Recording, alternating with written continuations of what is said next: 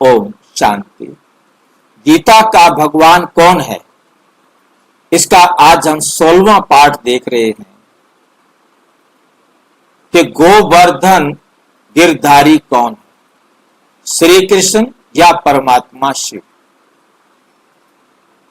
गोवर्धन गिरधारी कौन, श्री कृष्ण या परमात्मा शिव। इस पर हम इसको जांचेंगे।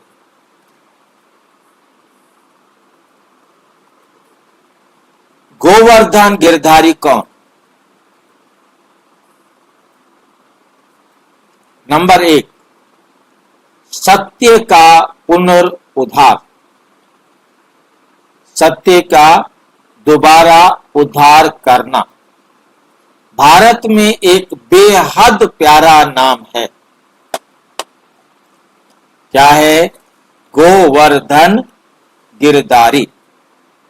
भारत में एक प्यारा नाम, बेहद प्यारा नाम है गोवर्धन गिरधारी, जिसे कृष्ण से जोड़ा गया है। लेकिन क्या आपने कभी विचार किया, लेकिन क्या आपने कभी विचार किया, क्या विचार करना था? किसी छोटे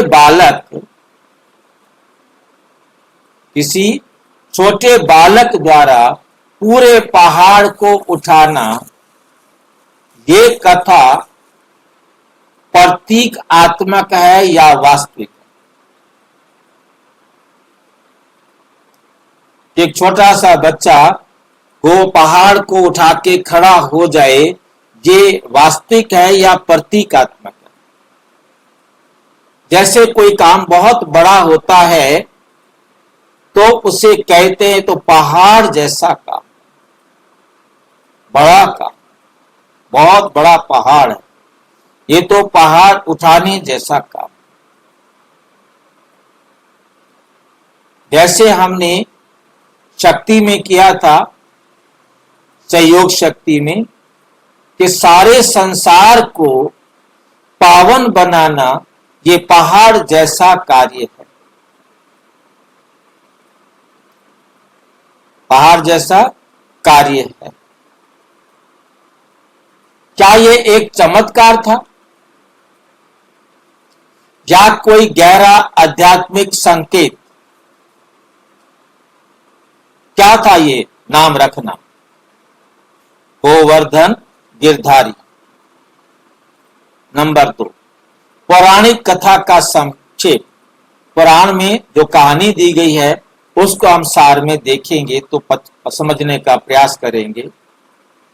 परंपरागत कथा कहती है कि जब इंद्र देवता ने गोकुल पर मूसलाधार वर्षा की, तब श्री कृष्ण ने अपनी छोटी अंगुली पर, सबसे छोटी अंगुली पर गोवर्धन पर्वत उठाया, गोपियों की रक्षा के लिए।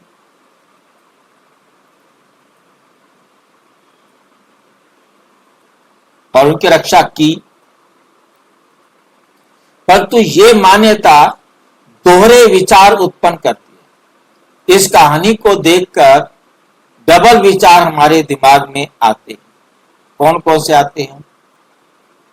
क्या इंद्र जैसा देवता में अहंकार हो सकता है, जो देवताओं का राजा हो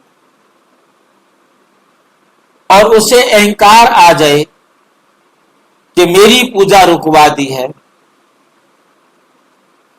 और वो मूसलाधार बारिश करना शुरू कर दे? चलो अब दूसरा देखो। मूसलाधार बारिश हो रही है और एक बालक पहाड़ उठा सकता है। चलो पहाड़ उठा भी लिया, छाते की तरह उसको अपने सिर के ऊपर भी रख लिया। सारे गोप ग्वाले, सारे गौवें सब उनके नीचे आ गए, पहाड़ के नीचे आ गए। पहाड़ ऊपर है, पहाड़ एक छाते की तरह है, उसके ऊपर जितना भी पानी पड़ेगा तो क्या वो पहाड़ पर खड़ा रहेगा?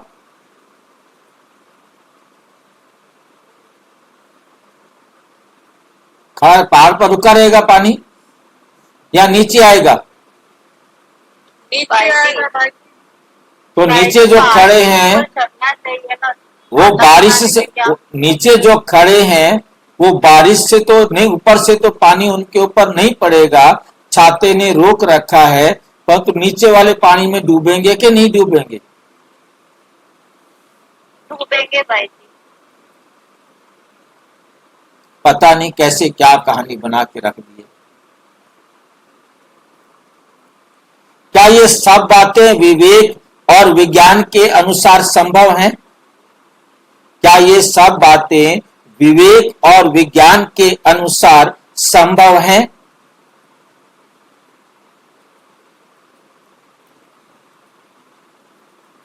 नंबर 3, बिंब आत्मक अर्थ।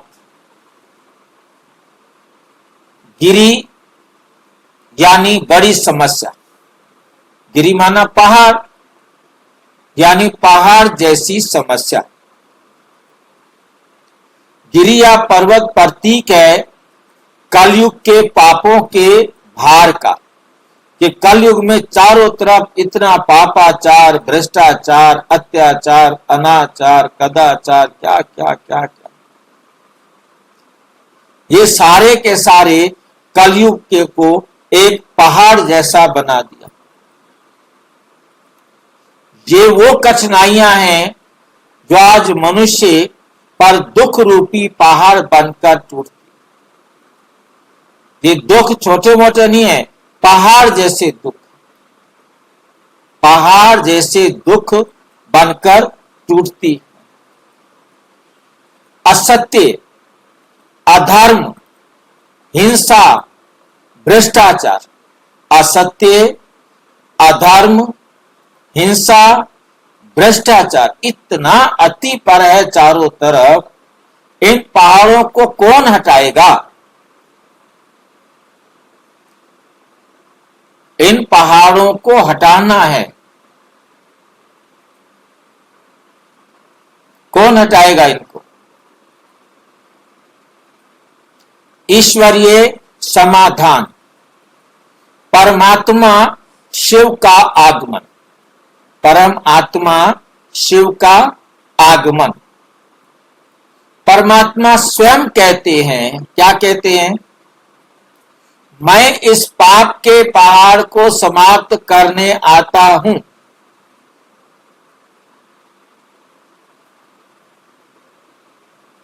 2 सितंबर 1996 की मुरली में बाबा ने कहा, मैं इस सृष्टि पर पुनः सतयुग की स्थापना के लिए आता हूं। पुरानी दुनिया समाप्त होनी ही है, पुरानी दुनिया समाप्त होनी ही है। परमात्मा शिव स्वयं प्रजापिता ब्रह्मा के तन में प्रवेश कर इस अशांत पतित दुनिया को बदलने का कार्य करते हैं, बदलने का कार्य करते हैं। उंगली लगाने का अर्थ, उंगली लगाने का अर्थ क्या होता है? सहयोगी आत्माएं, सहयोगी आत्माएं। गोवर्धन उठाने में सभी गोप गोपियों की उंगली लगवाई। ये दर्शाता है कि परमात्मा कार्य करते हैं, परमात्मा कार्य करते हैं, परंतु उनके कार्य में सहयोगी आत्माएं भी होती हैं। जैसे बाबा ने कहा 12 अगस्त 2000 की मुरली में, बाप कहते हैं बच्चों तुम मेरे साथ सहयोगी बनो तो तुम्हें स्वर्ग का राज्य मिलेगा। तुम मेरे साथ क्या बनो? सहयोगी बनो तो तुम्हें स्वर्ग का राज्य मिलेगा। यही उंगली लगाना है, यथार्थ पुरुषार्थ और सहयोग। यथार्थ पुरुषार्थ और सहयोग। 6 श्री कृष्ण नहीं परमात्मा शिव है सच्चे गोवर्धन गिरधारी। श्री कृष्ण नहीं परमात्मा शिव हैं सच्चे गोवर्धन गिरधारी। परमात्मा शिव कलयुग रूपी पत्थर जैसे कर्म बंधन और विकारों के पहाड़ को उठाने आते हैं। वो ज्ञान की शक्ति से उस पहाड़ को समाप्त करते।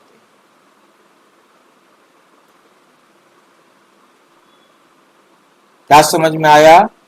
परमात्मा शिव कलि युग रूपी पत्थर जैसे कर्म बंधन और विकारों के पहाड़ को उठाने आते हैं। वो ज्ञान की शक्ति से उस पहाड़ को समाप्त करते हैं।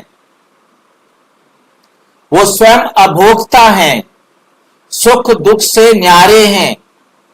वे राज्य नहीं करते बल्कि सत्य युग का राज्य स्थापित कर उसे ब्रह्मा कुमार ब्रह्मा कुमारियों रूपी गोप गोपियों को सौंपते हैं। मुरली 14 अगस्त 1992। मैं राज्य नहीं करता परंतु राज्य देने आता हूं। कृष्ण तो सतो प्रधान राज्य करता है परंतु मैं ज्ञान का सागर जो राज्य देने आता हूं। श्री कृष्ण का सच्चा परिचय परमात्मा शिव ने बताया। कृष्ण का सच्चा परिचय स्वयं परमात्मा शिव ने बताया। श्री कृष्ण व्यास के समकालीन नहीं थे। वे सतयुग के आदि में हुए। वे चक्रवर्ती महाराजा श्री नारायण बने। पांडव कलयुग और सतयुग के संगम काल में हुए। क्या समझ में आया? भगवान ने क्या परिचय दिया? बाबा ने श्री कृष्ण व्यास के समकालीन नहीं था।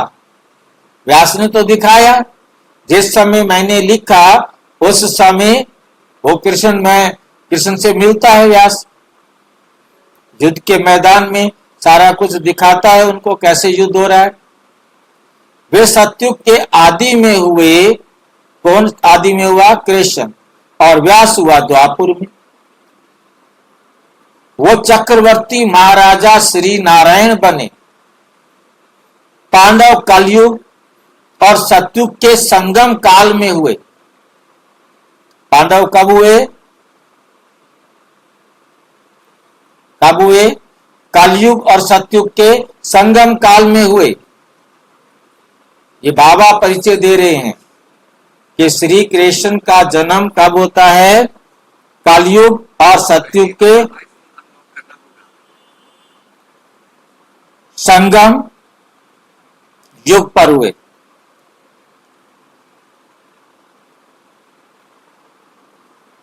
कलयुग और सतयुग के संगम काल में हुए। कृष्ण कोई युद्ध का पात्र नहीं। 11 अगस्त 1993 की मुरली में बाबा कह रहे हैं कृष्ण कोई युद्ध का पात्र नहीं था। वे तो सतयुग के आदि का पहला राजकुमार था, प्रथम राजकुमार था।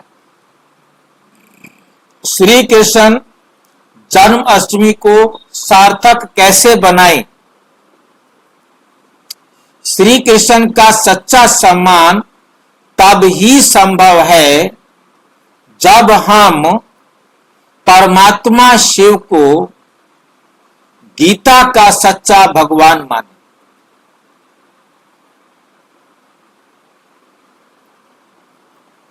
ब्रह्मा द्वारा स्थापित ईश्वरीय ज्ञान यज्ञ को समझें।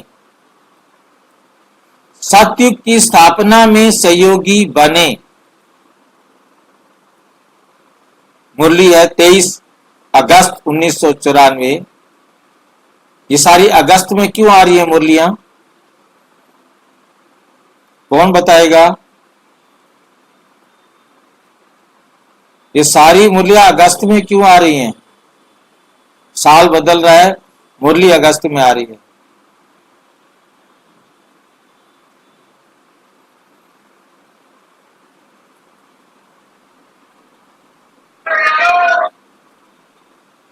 कौन बताएगा? किसी को नहीं पता।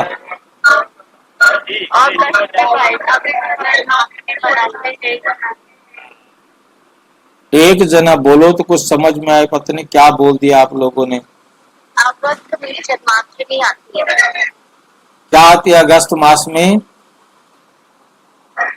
जन्माष्टमी आती है। हाँ, जन्माष्टमी अगस्त मास में आती है, इसीलिए डेट और साल चेंज हो रहा है, परंतु अगस्त वही का वही। बस फर्क पड़ जाता है, कभी अगस्त के शुरू में आ जाती है, कभी बाद में मिड में आ जाती है, कभी लास्ट में आ जाती है। 3 साल बाद फिर से उसी प्रकार से होता है। बाप आए हैं सच्ची जन्माष्टमी मनाने, कृष्ण नहीं आता है। ज्ञान बाप सुनाते हैं। निष्कर्ष, गोवर्धन गिरधारी एक नहीं 3 है।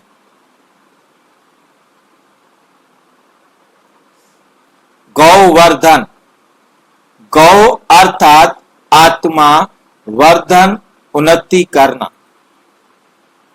आत्माओं, गौओं, गोप गोपियों का पालन व उन्नति करने वाला ज्ञान दानी परमात्मा, वो है गौवर्धन गिरधारी।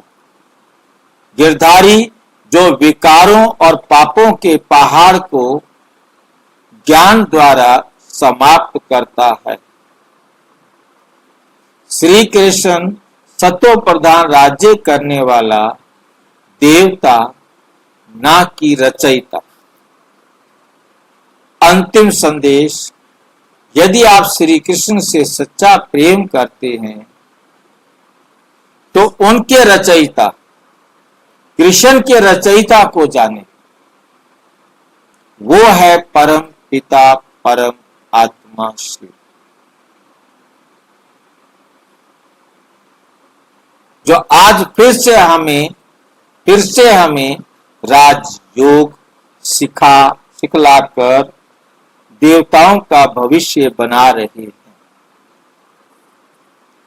ज्ञान की गौशाला में आइए, स्वराज्य का उत्तराधिकारी बनिए। अच्छा, ओम शांति। बाबा के ज्ञान में वंडरफुल बात है कि गीता का भगवान सिद्ध करने के लिए क्या क्या पॉइंट्स सोचे जा सकते हैं, किस तरीके से भी साबित करना है कि कृष्ण भगवान नहीं है, कृष्ण कन्हैया नहीं है, कृष्ण मुरली वाला भी नहीं है, कृष्ण जो है ना गोप वालों का क्या बोलते रास कराने वाला नहीं है, मुरली बजाने वाला नहीं है। पर एक एक बात कृष्ण की काटनी।